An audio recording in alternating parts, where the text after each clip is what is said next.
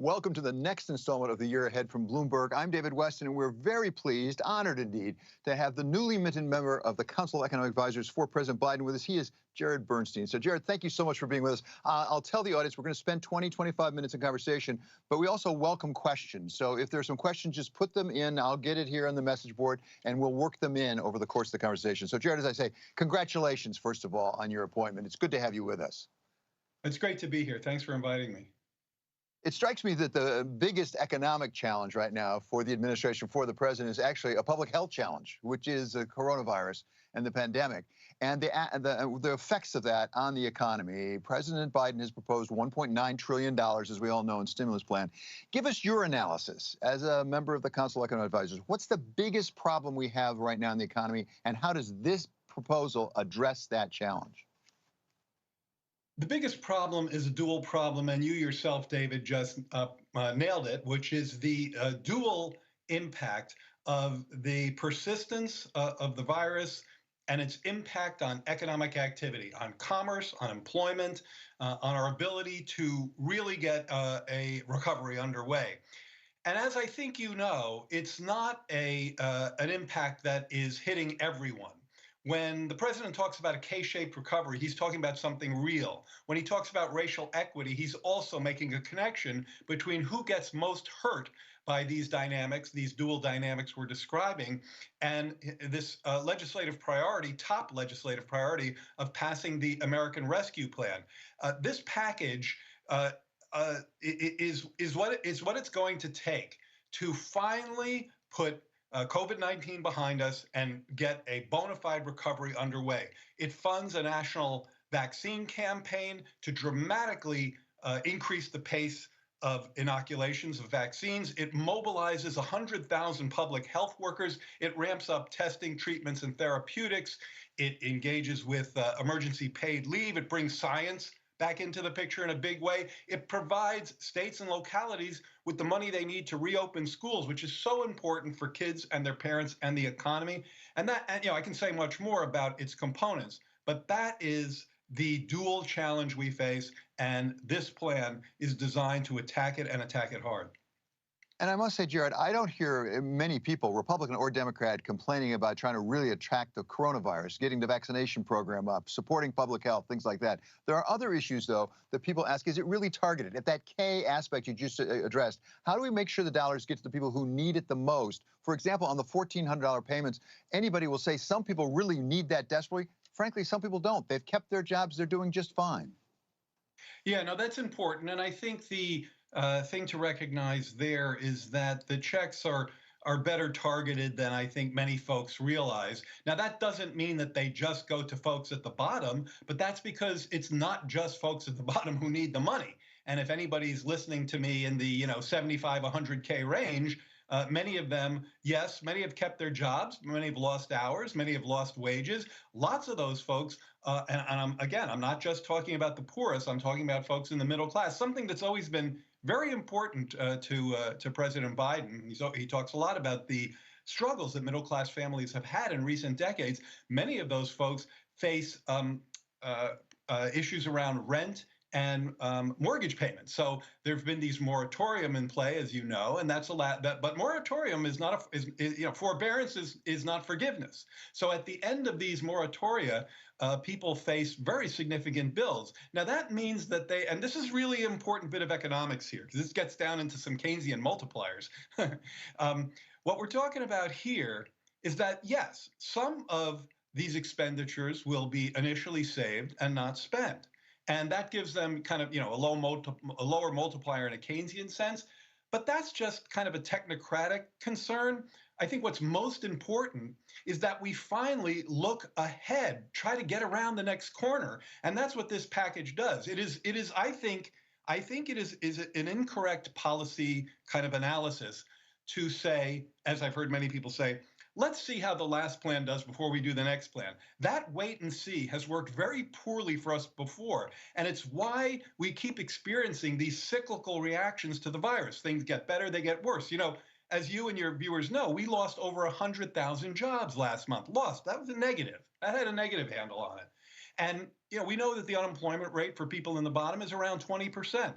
So we have to make sure that we finally get a package through that has the persistence to beat this, to provide people, not just at the bottom, but also in the middle of the income scale, but the resources they're going to need in a more lasting sense than we've done before. And if they save for a few months and spend later, that's a feature, not a bug.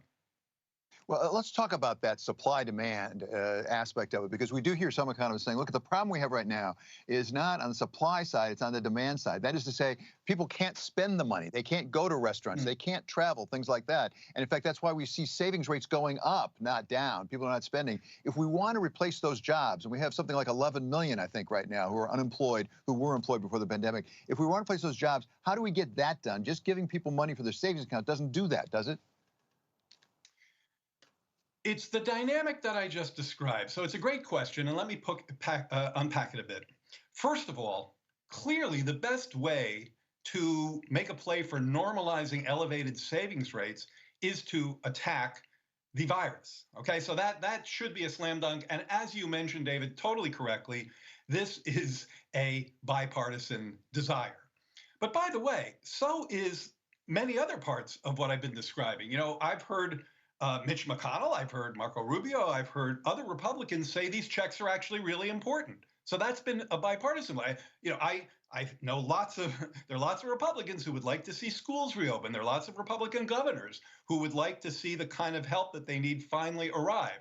So yes, these things, once again, they go together, they intersect. We have to do virus control, vaccine production and distribution with the science and the attention and the logistics. You and I were talking about Jeff Zients, who's helping to run the distribution of this, and I think he has wrapped his arms around this. And you heard the president yesterday talking about our vaccine goals. So that's key. And if we accomplish those goals on our timetable, which is going to take congressional support, and we can't do it ourselves, I think that we will get to a place where those savings rates can normalize and we can create the demand we need to provide more employment to people. At the same time, it's not just a demand. It's not just a demand or a supply side problem. It's both, because as I mentioned, people have ongoing bills. They have to pay for food. They have to pay for rent. We actually know that close to 30 million people are experiencing food insecurity. Now, we know that there's eviction threats. We know that there's foreclosure threats. So you really have to walk and chew gum, and not just now, but around the next corner. So some people are writing right now, and one of the basic questions is, what realistically can we expect to get passed, actually get enacted? We've heard from President Biden himself, and he sort of allowed us how much he might not get everything he wants. So if you have to make some choices here among your children, if I can tell them that, which ones do you have to have, and which ones can you afford to at least back off on some? So that is a completely fair question, which I'm not going to say much about. I think I've worked for Joe Biden for a long time, and when I start to talk about politics, his eyes glaze over a little bit. I think his view is, you do the economics, I'll do the politics, and I think that's fair.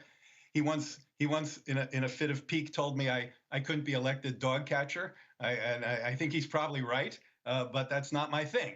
My thing is the kind of economic analysis we've been talking about. So I'm not going to get into negotiations and ahead of the folks who are actually doing them, because that wouldn't help them and it wouldn't help us. I will say that I heard the president's comments yesterday, and I thought they were very much in the spirit of your question and that of the audience. And so you kind of have the combination of a president who is explicitly willing to talk about these options, and a Congress who is explicitly interested in accomplishing a lot of these goals. That strikes me as a recipe for legislative success.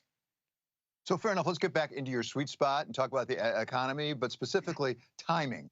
How urgent is this? Because that can affect the politics or be driven by the politics, depending on whether you go for budget reconciliation, which could take longer, or try to overcome the filibuster. How urgent is it? When do you need this? It is tremendously urgent, and I say that having with the data access I have to look at these trends, particularly on the as regards COVID-19 cases, deaths, vaccination, alongside poverty rates, food insecurity, the eviction threats, the joblessness, the job counts that we just mentioned, this kind of flattening and even negatives on the unemployment side. You saw just last week 900,000 more people filed for unemployment insurance. Those are levels we hadn't seen before this crisis. So I think the urgency is as ramped up as ever. And I think, again, where this comes into play for me is that there is an idea that you do something, you make a down payment, and then you wait and see what happens. We've tried that, and that's why we've gotten this up again, down again. This virus and its dual economic crisis that is pandemic induced needs to finally have a lasting kind of blow to its intractability that comes from the deep attack on the virus, the logistics of the vaccine distribution, the reopening of schools so parents can get back to work and kids can get back to school. That's so important in terms of their learning, in terms of their lifetime earnings, and it has to be done in a way that's lasting. We can't wait for 3 months and say, okay, let's see what happens now. We know what happens now. We've been to that rodeo, and it hasn't worked out well. So yes, great for the down payment. I think Congress, was late with the December plan, but was a useful plan. Now we have to look ahead and make plans for when that down payment is winding down. Jared, one more on the economy and the stimulus plan. I want to come back to something you referred to a couple of times, which is education. I think it may be underreported, the connection between economic activity and the schools. I mean, all parents want their kids back in school for the sake of the kids because they're losing out on their education. But beyond that, talk about the connection between getting kids back to school and getting the economy going again. Yeah, this is really another important question, Dave, because it gets to something you've been talking about, we've been talking about for a while, but we haven't quite called it this, and that's the cost of inaction, right? So that when you ask me about urgency, the answer is inaction is incredibly expensive. What do I mean by that? Well, it's expensive in the immediate term in terms of hunger, in terms of evictions, in terms of unemployment. Those are problems we face today. In terms of business closures, which again, have a strong racial component to them. We know that entrepreneurs of color have been particularly hard hit, and those are all very near-term problems. But the cost of inaction is a lasting cost, and it falls on many of our kids. It has a real cost for them. The longer schools stay closed, the longer the economic toll on them. Just a year of lost schooling, according to careful analysis, reduces lifetime earnings by north of 5%. I think it's between 5 and 10%. And of course, more than 2 million parents, and they're disproportionately women, so more than 2 million women have already left the labor force. This has been a very genderized recession in that regard. Many of these moms have had to leave because they have to care for their kids. One recent study found that 20% of American earnings of American workers are going to have reduced lifetime earnings because of these closures. So these are real costs for our economy. Our state and local resources, which are a big part of this bill, are targeted at local education, where I think about somewhere between 500,000 and 1 million jobs have been cut because states facing budget constraints in their in their education sectors. So, Jared, we've been talking about proposed legislation in the form of that stimulus package or rescue package of $1.9 trillion. Let's talk about some things that President Biden can do on his own. Executive orders. There have been, I think it's fair to say, a large number of executive orders issued already. Let's talk about one I think that you particularly were involved in. That's the Buy American executive order. Explain what that is. Explain what, as an economist, what does that do to the economy? Yeah. So we procure, the federal government buys a very significant amount of goods and services every year. And most people don't know this number. Why should they? And I think a lot of people are surprised when they hear it. It's about $600 billion.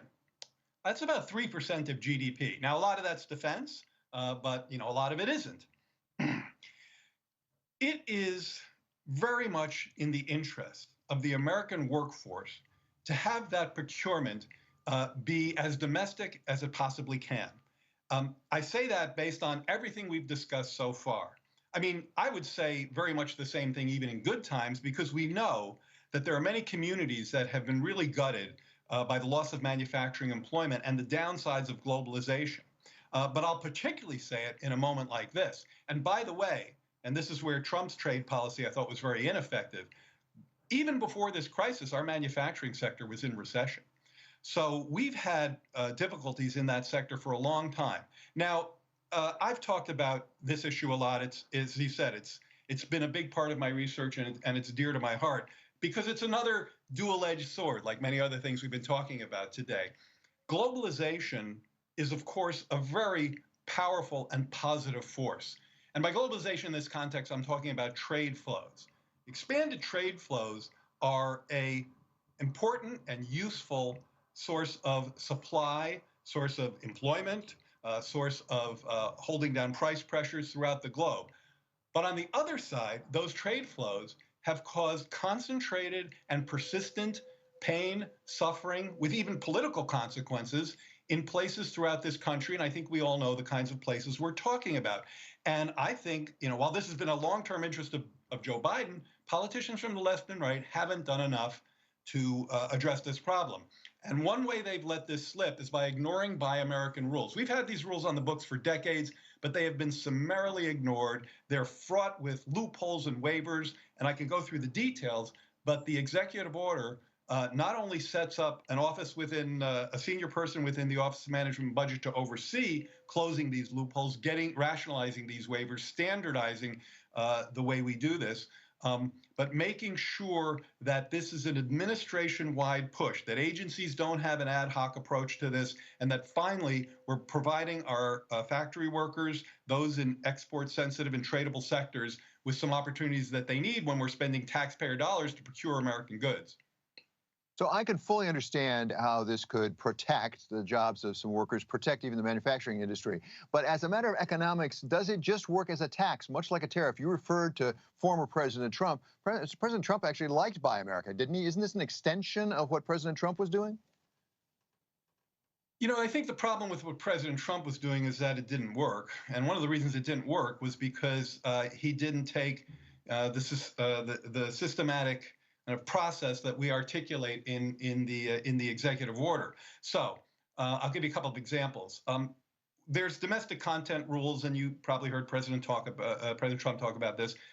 There's never been a consistent rule about what domestic content really is, what those requirements are supposed to be. So it becomes a complete moving target with a threshold that federal procurement officers just have no useful guidance. Same thing with the kinds of waivers that countries get based on price and based on favorable treatment. That's just been wide open to the point where it's completely fraught with loopholes and routinely abused, and this was the case in the prior administration. So, it's one thing to talk about Buy American, it's another to set up a process to actually do it. Now, you asked an economics point, which is important.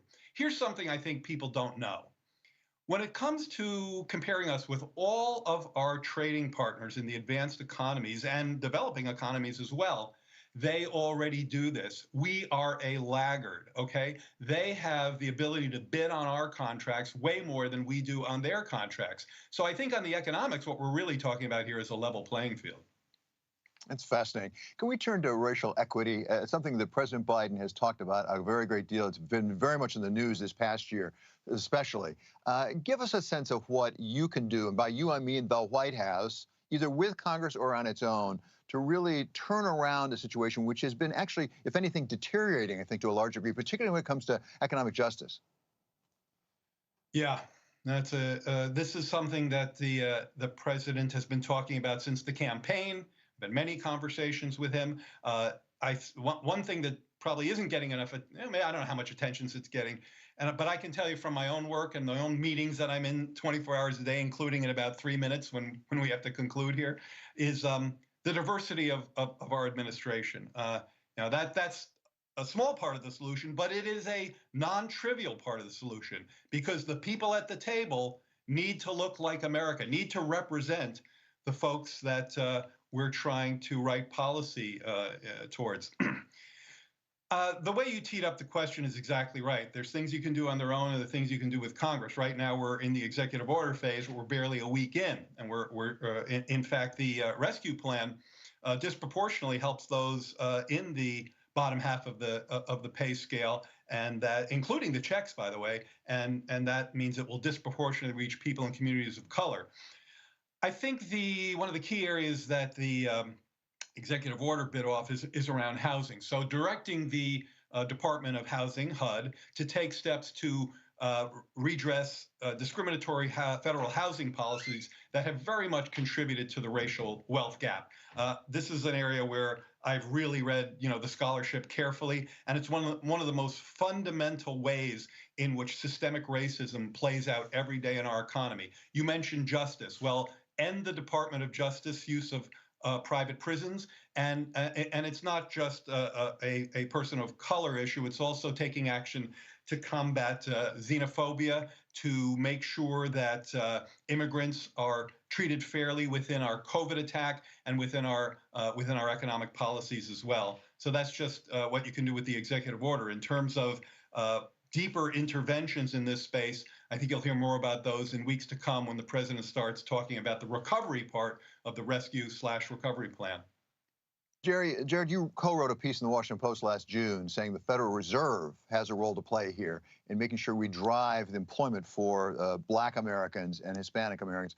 We're about to hear from the Federal Reserve later today as they have their meeting. What can the Fed do on this?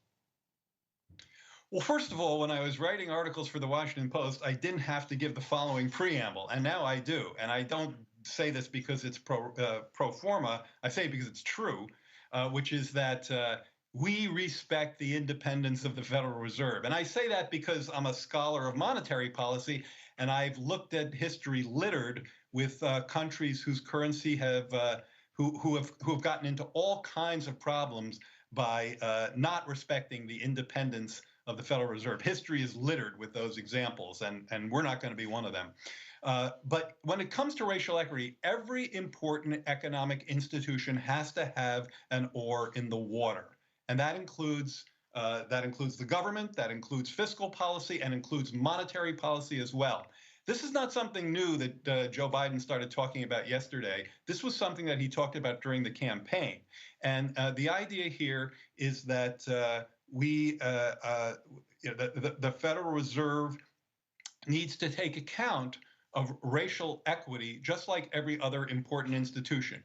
How that happens can happen through reporting. It can happen through some of the really interesting and probably underappreciated actions that the Fed takes in areas with, say, the Community Reinvestment Act. But it has to be a goal of both fiscal and monetary policy. One way in which, by the way, I think the Fed has already been very helpful in this space is by pursuing truly full employment and being data-driven in those pursuits. When the unemployment rate got down to 3.5%, we began to see people in communities that have long been left behind get pulled into the labor market because of the heat it was generating. And that had a lot to do with key players at the Federal Reserve moving from a theoretical issue where they say, we know that if the unemployment rate gets below 6, 5, or 4%, that inflation is going to spiral, to a data-driven view, which is where they are now, which is, let's see how low full employment really is, and watch the dials and act in a much more data-driven way. That's allowed for more persistently tight labor markets, and that has disproportionately benefited persons in communities of color.